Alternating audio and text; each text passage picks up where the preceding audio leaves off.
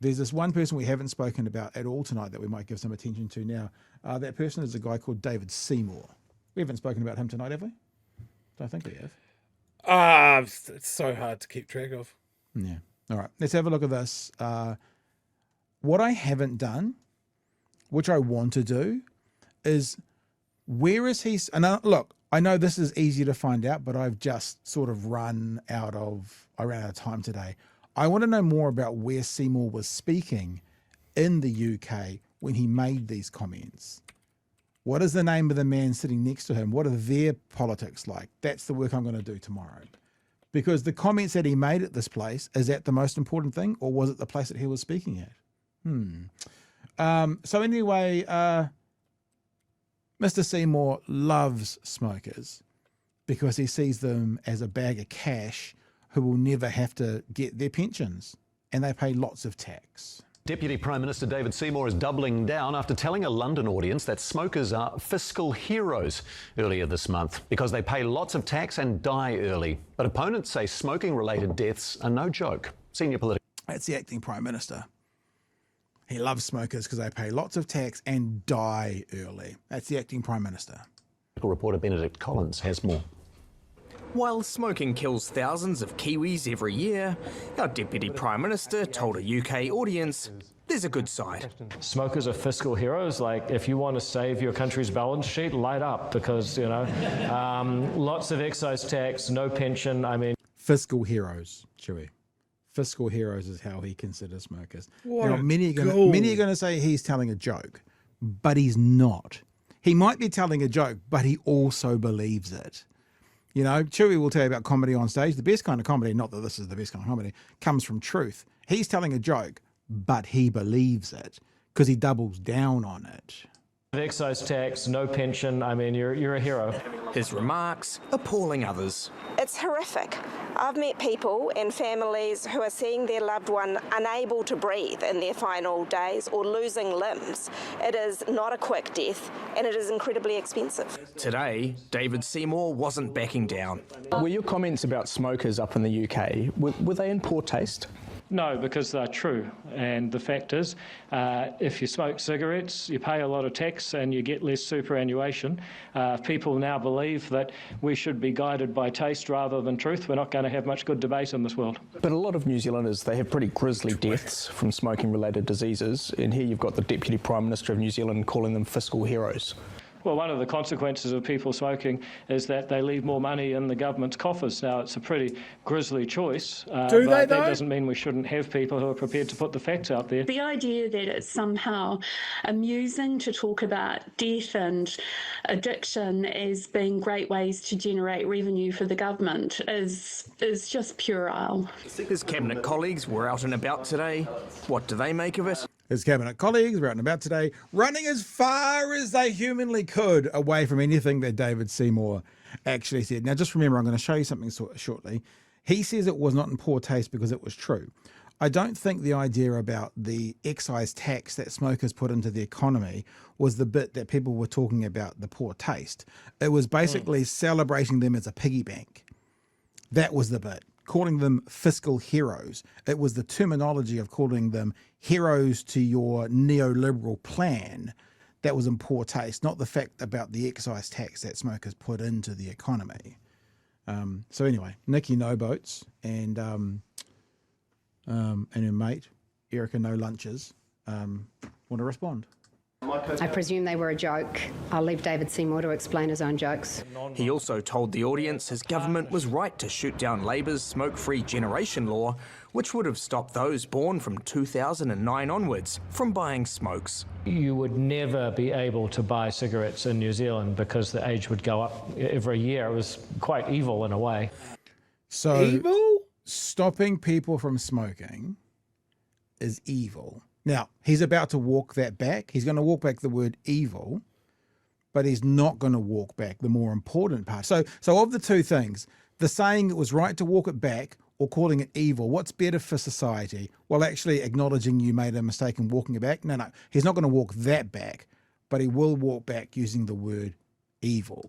He did backtrack from calling it evil. On reflection, that wasn't the right word for it, but it was a poor policy, and that's why our government's reversed it.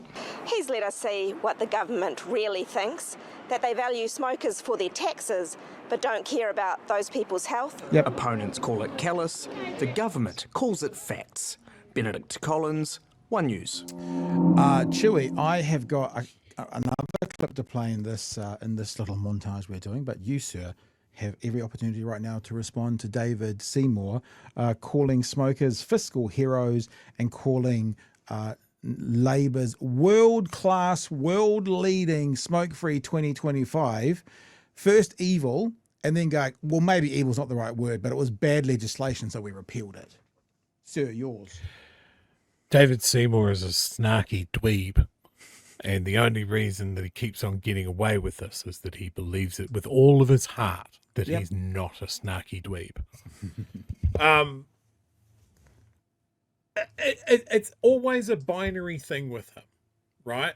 They pay more tax, they don't take this as much super, and there's nothing in the fucking middle. There's nothing like decades of extra healthcare out of the public system. There's no humanity there. They're just revenue paying units. And then it's what they take out of the government system. There's no person there. There's no family member there. There's no years and years and years of being under the knife to cut something out of you, to living maybe another decade with one lung, to being hooked up to an oxygen tank and just basically drowning in your last few years. That's a joke. We can make a joke out of that, and he can just go, well, it's not bad taste because it's true. Because a true thing can also be in bad taste. It's always binary with this guy. The other thing is to call this policy of going, hey, we know that smoking is bad for you and that it's bad for the country. We have decades of research on this, and the only people that benefit out of the smokes are these tobacco companies that have been promoting this product. And again, I will urge people to watch the film Thank You for Smoking, have been promoting this product and concealing how bad it is and denying that it's addictive. And when the wealthy, well-educated Western countries find out about that and start shutting down, then they move on to the less developed part of the world and repeat that whole process again until they catch up with what's going on in the rest of the world. That's fucking evil. And this government has not one, has several people with experience in the tobacco lobby. That's fucking evil, David. You fucking dweeb. Now, there's another I want to give you a swirly and take away your lunch money every day if I had the power. One other thing I want to get to. He said that it was not in poor taste because it was true. I want to remind us all of a thing that happened while Jacinda Ardern was in government. That's not bad. Can the Prime Minister give an example of her making a mistake, apologising for it properly and fixing it? Mr. Speaker, there's been a number of occasions where we acknowledge that we will not have perfect responses. We've openly, Mr. Speaker, said that, for instance, MIQ was something that was very difficult at the time and that there were people affected by it and that we would do things differently were we ever confronted with that again. But, Mr. Speaker, I stand by the work that we've done as a government over this last year and over this past term. We've always made decisions that we believe to be in the best interests of New Zealand at the time. Question number 5, Nicola Willis. Thank you, Mr. Speaker. My question is... And the end, he's such an arrogant prick. Now, Jacinda had to apologise for that, Chewie. But I wonder if we can put on record having that apology expunged, because it wasn't in poor taste because it was true. He is an arrogant prick. And if that's the standard that David Seymour's now going to set, as long as it's true, we can use any words we want to describe a person, a situation. Jerry Brownlee better look out, because a lot of people tease him about something in particular.